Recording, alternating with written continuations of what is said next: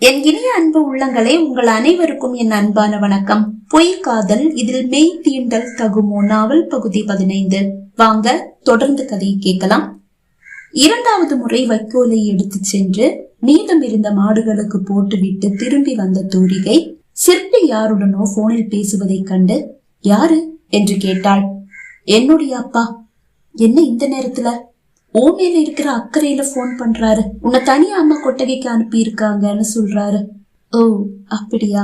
புன்னகையோடு கூறியவள் வந்து அடுத்த வைக்கோலை கையில் எடுக்க அவள் அருகில் வந்தவன், இந்த வைக்கோல் இது யாருக்கு என்று கேட்டான். மாட்டுக்குதான். அதுதான் எல்லாருக்கும் தீனி போட்டுட்டியே, அப்புறம் என்ன? ஏன் பசி உன் கண்ணுக்கு தெரியலையா என்று கேட்டபடியே அவளை பின்னிருந்து இறுக்கமாக கட்டி அணைத்து அவள் கழுத்தில் முத்தமிட்டான். அந்த முத்தம் அவள் பின் கழுத்து, அவளது தோல் பகுதி, அவள் முன் கழுத்து என்று மெல்ல நகர தூரிகை கையில் எடுத்த வைக்கோல் அவளையும் அறியாமல் கீழே வீழ்ந்தது. வைக்கோல் போட்டு வைக்கப்பட்டிருக்கும் அந்த அறையின் கதவை காலை நீட்டி சாத்திய சிற்பி அவளை இறுக்கமாக இன்னும் இறுக்கமாக கட்டி அணைத்து அவள் மேனி முழுவதும் முத்தமழை பொழிந்தான்.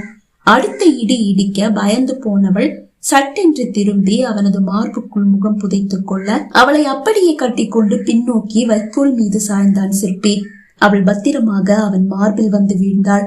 அவளை அப்படியே புரட்டி வைக்கோல் மீது கிடத்தியவன் ஆசையாய் அவள் மேனி முழுவதும் முத்தங்களை பொழிய சொக்கி போனவளின் விழிகள் பாதி மூடிக்கொள்ள அவனை இறுக்கமாக கட்டி அணைத்துக் கொண்டாள். 12 மணி வரை ஓயாமல் பெய்து கொண்டிருந்த மழை அதன் பிறகுதான் மெல்ல அடங்கியது. மழை நன்றாக அடங்கிய பிறகு தூரிகையையும் அழைத்துக் கொண்டு சிற்பி வீட்டிற்கு வந்து விட்டான்.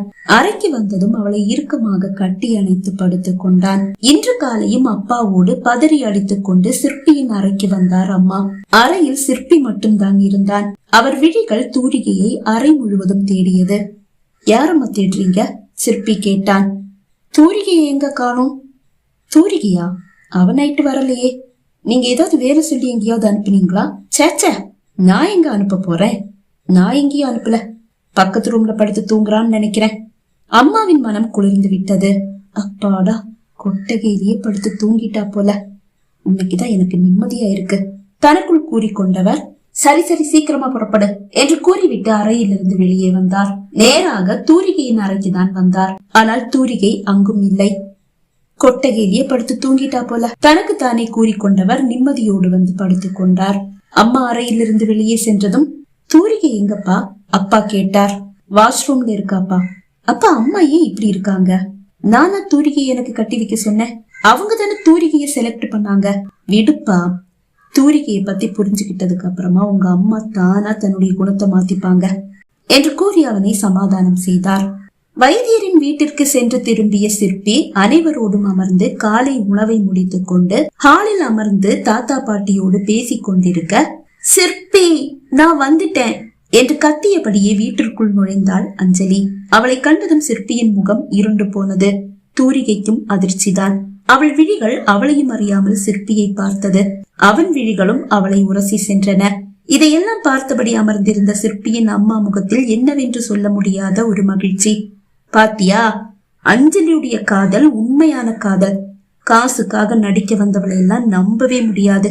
உன் மேல எவ்வளவு அன்பு இருந்ததால அவளுடைய ப்ரோக்ராம் எல்லாத்தையும் விட்டுட்டு உனக்காக ஓடி வந்திருப்பா. அம்மா பெருமையாக கூற, சிற்பியின் அப்பாவோ, மைதிலி நேற்றுக்கு காலையில அஞ்சலி போன் பண்ணும்போது கூட அவள் லண்டன்ல இருக்கிறதா தானே சொன்னா. அப்புறம் எப்படி இவ்வளவு சீக்கிரமா இந்தியா வர முடிஞ்சது என்று கேட்டார். அது வந்து என்று தடுமாறிய அஞ்சலி, சாரி அங்கிள், நான் இந்தியா வந்து 2 நாள் ஆச்சு. ப்ரோக்ராமுக்காக ஃப்ரெண்ட்ஸோட வந்தேன். சிற்பி என்ன கண்டுக்கலையா? அதனாலதான் நானும் சிற்பிய பார்க்காமலே கிளம்பி போயிடலான்னு தான் நினைச்சேன். ஆனா நான் சிற்பி மேல வச்சிருந்த உண்மையான காதல் அவர் மேல இருந்த கோபத்தை தூக்கி வீச வச்சிருச்சு. ஓடி வந்துட்டேன் என்றவள் சிற்பியின் அருகில் வந்து அமர்ந்து அவனை கட்டி கொண்டு அவன் தோளில் சாய்ந்தாள். அவளை அகற்றியவன், அஞ்சலி உனக்குதான் தைல வாசனை பிடிக்காதே, நான் இப்பதான் தைலம் போட்டிருக்கேன் என்று கூற, அதனால என்ன, நான் முன்ன மாதிரி இல்ல, உங்களை இன்னும் உயிரா நேசிக்கிற, இனி என்னுடைய வாழ்க்கையில நீங்க மட்டும்தான். உங்களுக்காக என்னுடைய வாழ்க்கையே அர்ப்பணிக்க தயாரா இருக்கிற அஞ்சலி. உங்களுக்காகவே என்னுடைய பரதநாட்டியத்தை எல்லாம் தூக்கி வீசிட்டு வந்திருக்கேன். அஞ்சலி, அப்போ நீ போட்ட அக்ரிமெண்ட் எல்லாம்? அம்மா புரியாமல் கேட்டார். அது கிடக்குதாண்டி நீ ஜெயிலுக்கு போக வேண்டியதா இருக்கும்னு சொன்னியேம்மா. ஆமா ஆண்டி, ஆனா காசுக்கு மேல ஏதாவது ஒண்ணு இருக்கா? புரியலம்மா, சிற்பியின் அம்மா கூற. ஆண்டி, நான் என்னுடைய பேங்க் பேலன்ஸ் எல்லாத்தையும் எடுத்து என்னால ஏற்பட்ட நஷ்டத்துக்கு ஈடு கொடுத்துட்டு தான் வந்திருக்கேன். காசை வாங்கிக்கிட்டவங்க சரி நாங்க வேற ஆளை வச்சு பாத்துக்கிறோம் அப்படின்னு சொல்லிட்டாங்க. இனிமே நான் சிற்பி கூட தான் இருக்க போறேன். சிற்பி எப்போ லண்டன் கிளம்புறாரோ அப்போ அவர் கூட தான் நானும் லண்டன் கிளம்புவேன். அவனை இன்னும் இறுக்கமாக கட்டி கொண்டு அஞ்சலி கூற, சாரி அஞ்சலி, நான் இனி லண்டன் வர்றதா இல்ல என்றான். அதனால என்ன, நானும் லண்டன் போகல. நீங்க எங்க இருக்கீங்களோ அங்கதான் நானும் இருக்க போறேன். எனக்கு நீங்க போதும் சிற்பி. அதை கேட்டு தூரிகையும் வைஷ்ணவியும் ஒருவரை ஒருவர் பார்த்து கொண்டனர். திடீர்னு என்ன இவளுக்கு இப்படி ஒரு எண்ணம்? சிற்பி அண்ணா படுக்கையில கிடக்கும் போது திருப்பி கூட பாக்கல. ஏதோ பேருக்கு ஒரு தடவை வந்துட்டு போனா அவ்வளவுதான். இப்ப என்ன அப்படியே ஈ மாதிரி வந்து ஒட்டிக்கிறா? வைஷ்ணவி குரலை தாழ்த்தி கேட்டாள். தூரிகை ஒன்றும் பேசவில்லை. அப்புறம் இங்க தூரிகைன்னு ஒரு வேலைக்காரி இருந்தால, அவ இப்பவும் இங்கதான் இருக்காளா? ஏளனமாக கேட்டாள் அஞ்சலி. ஆமா அஞ்சலி, அவ இப்பவும் இங்கதான் இருக்கா. இப்பதான் என்னுடைய உண்மையான மருமகன் நீ வந்துட்டியே, இனி அந்த போலிக்கு இங்க என்ன வேலை? அவளை இன்னைக்கே இப்பவே அனுப்பிடுறேன், சிற்பியின் அம்மா கூற. நோ ஆண்டி, அவ சட்டப்படி சிற்பி மனைவி. அது சட்டப்படியே இல்லேன்னு ஆகணும். அது வரைக்கும் அவ இந்த வீட்லயே இருக்கட்டும். என்ன ஆனாலும் 2 கோடி கொடுத்திருக்கீங்கல்ல. இங்க இருக்கிற ஆடு மாடுகளையும் மாட்டு கொட்டகையும் அவளை விட சுத்தமா யாராலையும் வச்சுக்க முடியாது. நீங்களே சொன்னீங்களே ரொம்ப சூப்பரா சுத்தம் பண்றான்னு. அது மட்டும் இல்ல, சிற்பி குணமாக ஒரு 6 மாசம் இல்ல 1 வருஷம் ஆகும்னு சொல்லிதானே இவளை சிற்பிக்கு கட்டி வச்சீங்க. 1 வருஷம் இவ இங்கேயே வேலை பார்க்கட்டும், அதுக்கப்புறமா இவளை வீட்டுக்கு அனுப்புனா போதும். அதுதானே நியாயம். இனி என்னுடைய சிற்பிய இவ பாத்துக்க வேண்டாம், இந்த வீட்டுல இருக்கிற வேலைகளை மட்டும் பாக்கட்டும். ஏன் சிற்பிய நான் என் கண்ணுக்குள்ளேயே வச்சு பாத்துக்க போறேன். அப்புறம் ஆண்டி, சீக்கிரமா இவளுக்கும் சிற்பிக்கும் விவாகரத்துக்கு ஏற்பாடு பண்ணுங்க. அப்பதான் எங்க கல்யாணத்தை முறைப்படி நடத்த முடியும். ஏதோ அவள்தான் இந்த வீட்டுக்கு ராணி என்பது போல் ஆணை பிறப்பிப்பது போல் கூறினாள்.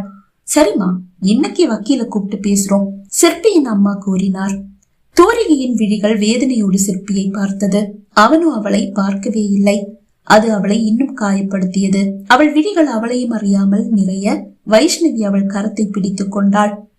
நான் ஒரு போலின்னு தெரிஞ்சிருந்தும் உண்மையா இருந்தது தப்பில்ல. பொய்யான வாழ்க்கைன்னு தெரிஞ்சும் என்ன அவர்கிட்ட இழந்தது தப்பு. நான் என்னை இழந்திருக்க கூடாது. தன்னையை நொந்து கொண்ட தூரிகை மெல்ல எழுந்து கொள்ள, தூரிகை என்று அழைத்தார் பாட்டி. மெல்ல தலை திருப்பி பாட்டியை பார்த்தாள். என்ன பாட்டி, எங்கம்மா போற? நான் கோயிலுக்கு போயிட்டு வந்துடுறேன் பாட்டி. கோயிலுக்கு போக எனக்கு அனுமதி உண்டுல்ல? கண்டிப்பாம்மா, நீ போயிட்டு வா பாட்டி கூற. ஏய் தூரிகை, கோயிலுக்கு போறதுக்கு முன்னாடி சிற்பி ரூம கிளீன் பண்ணிட்டு போ. நீ அவனுக்கு பணிவிடை செய்ய அந்த ரூம்ல இருந்ததுக்கான எந்த ஒரு எச்சமும் அங்க இருக்க கூடாது, புரியுதா? அவளது உடைகளை அங்கிருந்து அகற்றுமாறு மறைமுகமாக கூறினார் சிற்பியின் அம்மா. புரியுது என்றவளின் ஓர பார்வை சிற்பியை பார்த்தது. அவனோ பாராமுகமாக அமர்ந்திருக்கிறான். வேதனையோடு மாடிக்கு சென்றவள் தன் உடைகளை எல்லாம் எடுத்து அவளது அறையில் வைத்தாள். அதன் பிறகு சிற்பியின் அறையை நன்றாக துடைத்து சுத்தம் செய்துவிட்டு குளித்த பிறகு கோயிலுக்கு சென்றாள். மாலை வரை கோயிலிலேயே இருந்தவள் வீடு திரும்பும் போது அஞ்சலி ஹாலில் அமர்ந்து சிற்பி அம்மாவோடு கலகலவென சிரித்து பேசிக் கொண்டிருக்கிறாள். சிற்பியும் அவள் அருகில் தான் இருக்கிறான். காலையில் கண்ட சிற்பி அல்ல, இப்போது அவன் முகம் கூட பிரகாசமாக இருக்கிறது. அவர்களோடு சேர்ந்து அவனும் சிரிக்கிறான்.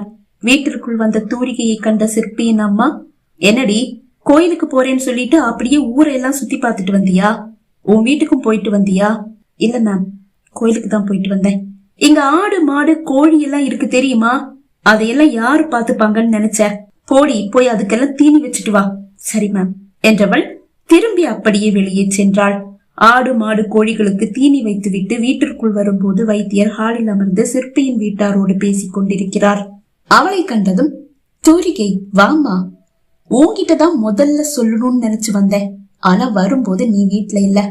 இவங்க கிட்ட எல்லாம் பேசிட்டேன், இனி உன்கிட்டயும் சொல்லிட்டு நான் கிளம்புறேன் வைத்தியர் கூற அவள் புரியாமல் அவரை பார்த்தாள். சிற்பி குணமாக, இவ்வளவு சீக்கிரமா குணமாக ஒரு முக்கிய காரணம் அது நீதான். சிற்பிக்கு இப்ப நல்லா குணமாயிடுச்சு. சிற்பி குணமாயிட்டா கோயில்ல அன்னதானம் கொடுக்கணும்னு சிற்பி அப்பா கிட்ட நான் சொல்லி இருந்தேன். அவரு கண்டிப்பா கொடுக்கணும் அப்படின்னு சொன்னாரு.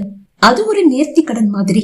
நாளைக்கு அதை செஞ்சு முடிச்சிடணும். சிற்பி அவருடைய கைப்பட ஒரு 50 பேருக்கு அன்னதானம் பண்ணணும். மத்தவங்களுக்கு யார் வேணும்னாலும் அன்னதானம் கொடுக்கலாம். ஆனா அவர் தனியா பண்ணக்கூடாது. அவருடைய மனைவியான நீயும் அவர் கூட துணையா நின்னுதான் அந்த அன்னதானத்தை நடத்தணும். வைத்தியரே, அதுக்கு தூரிகை எதுக்கு? அஞ்சலி இருக்காளே. சிற்பியின் அம்மா கூற, அஞ்சலியா? மனைவி இருக்கும் போது காதலிய பக்கத்துல நிக்க வச்சு அன்னதானம் செஞ்சா அத மன நிறைவோட யாருமே ஏத்துக்க மாட்டாங்க. தூரிகை தான் சிற்பியோடைய மனைவின்னு இந்த ஊருக்கே தெரியும். அப்படி இருக்க நீங்க இன்னொரு பொண்ண சிற்பி பக்கத்துல நிக்க வச்சு அன்னதானத்தை பண்ண முடியாது. மன நிறைவோட அன்னதானம் செய்யணும். அதை ஏத்துக்கிறவங்களும் மன நிறைவோட ஏத்துக்கணும். நாளைக்கு மதியமே அன்னதானத்தை பண்ணிடுங்க. அப்புறம் அன்னதானம் பண்ணும்போது சிற்பியும் தூரிகையும் அவங்க கல்யாண உடையில வரணும். 2 பேரும் அந்த கல்யாண உடையில அப்படியே அம்சமா இருந்தாங்க. குறிப்பா தூரிகை மகாலட்சுமி மாதிரி இருந்தா. தூரிகை, அந்த வெள்ளி கொலுசை போட்டுட்டு தான் நீ நாளைக்கு கோயிலுக்கு வர என்று கூறியவர் புன்னகையோடு எழுந்து விடை பெற்றுக் கொண்டார். பகுதி 15 நிறைவடைந்தது. பகுதி 16 உங்களை சந்திக்கும் வரை விடை பெறுகிறேன். நன்றி, வணக்கம்.